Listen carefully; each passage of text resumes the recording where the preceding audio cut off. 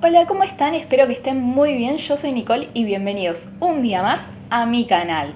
Hoy vamos a hablar sobre el tratamiento de los delirios desde la terapia cognitivo-conductual. Así que empecemos.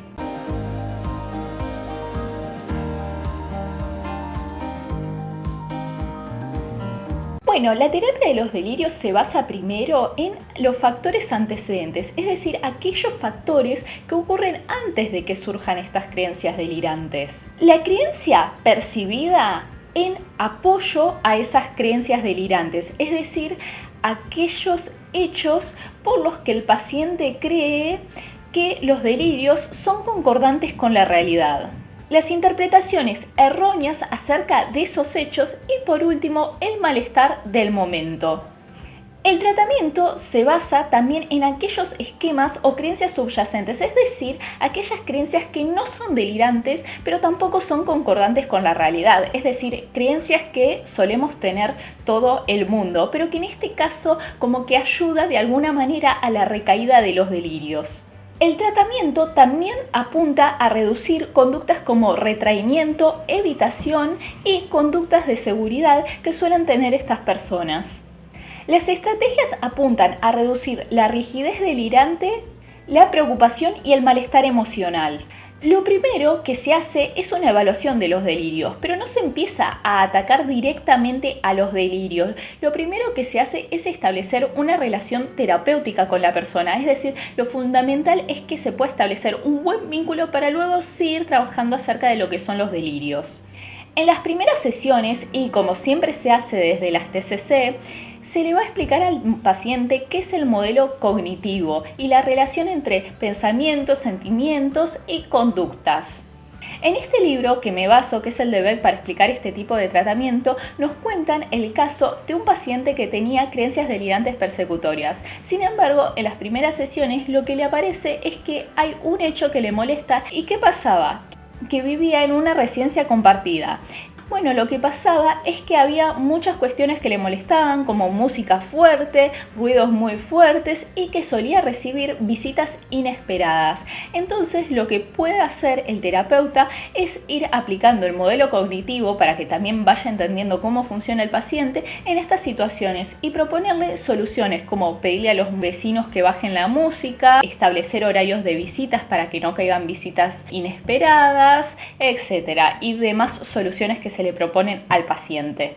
Entonces, esto le permite al terapeuta irle mostrando al paciente cómo funciona el modelo cognitivo y a la vez también ir entrando en el terreno de las creencias delirantes, porque por ahí lo que el paciente interpretaba como faltas de respeto no lo eran en sí y era como un granito de arena para poder ir entrando en ese terreno de las creencias delirantes. En general se comienza a tratar las creencias delirantes más leves en vez de empezar por aquellas que resultan más amenazadoras.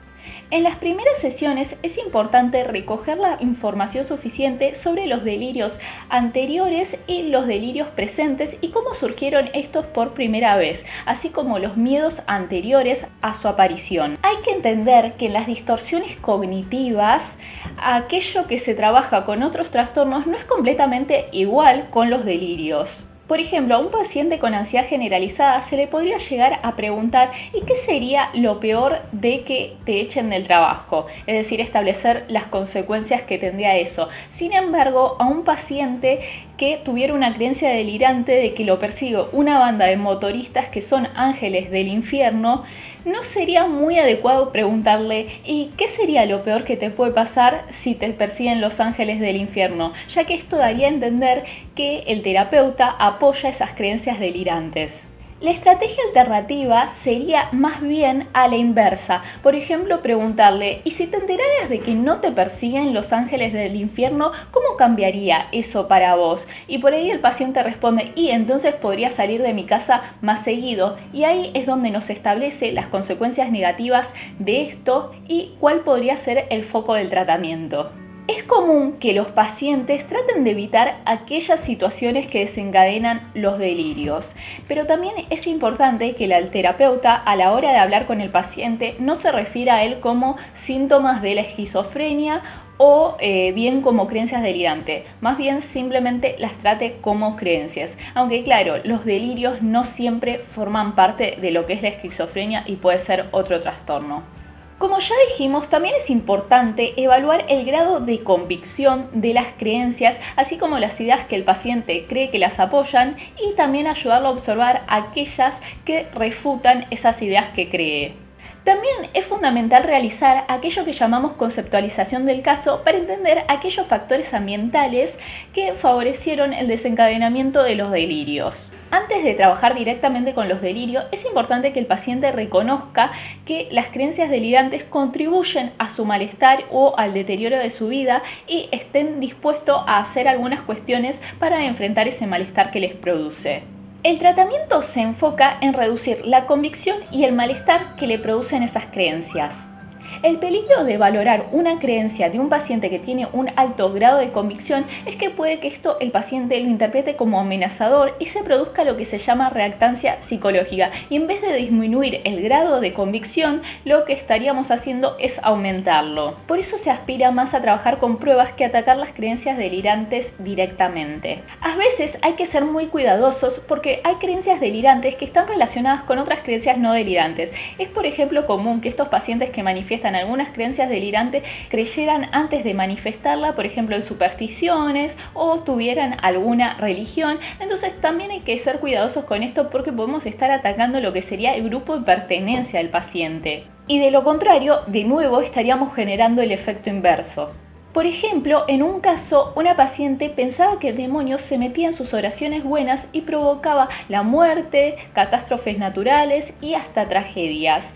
El fin del tratamiento no era cuestionar la existencia del demonio, sino las posibilidades de que el demonio interceptara entre sus oraciones buenas y provocara algún mal.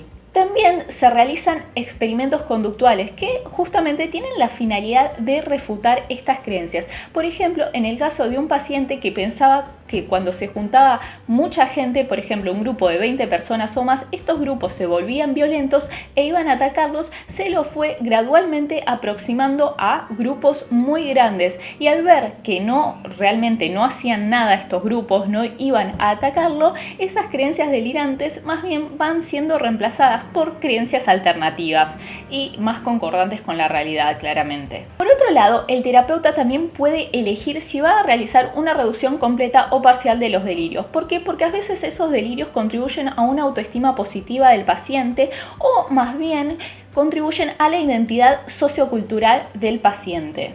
En algunos casos es muy difícil cortar la cadena que producen los delirios. En estos casos lo que puede ser útil es reducir el malestar si se reducen las consecuencias negativas que supuestamente emanan esos delirios. Por ejemplo, si en el caso de un paciente cree que cada vez que un coche estaciona frente a él, el chofer se va a bajar y le va a hacer algún daño, si cada vez que esto pasa el chofer no se baja a hacerle ningún daño, entonces esto gradualmente va refutando esa idea delirante.